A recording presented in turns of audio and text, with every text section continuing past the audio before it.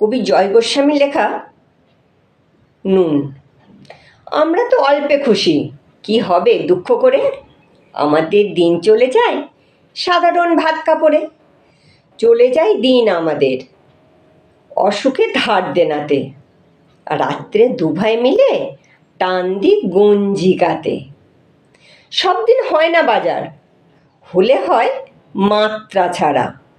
বাড়িতে ফেরার পথে কিনে আনি গোলাপ চারা, কিন্তু পুঁতব কোথায়? ফুল কি হবেই তাতে?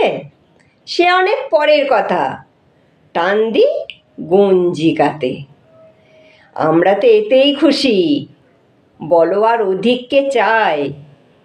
হেসে খেলে কষ্ট করে আমাদের দিন চলে যায়। মাঝে মাঝে চলেও না দিন, বাড়ি ফিরি দুপুর রাতে।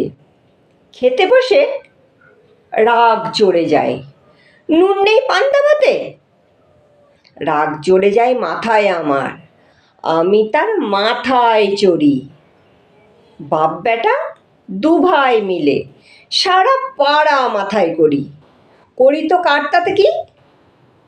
আমরা তো সামান্য লোক, আমাদের শুকনো ভাতে লবণের ব্যবস্থা হোক।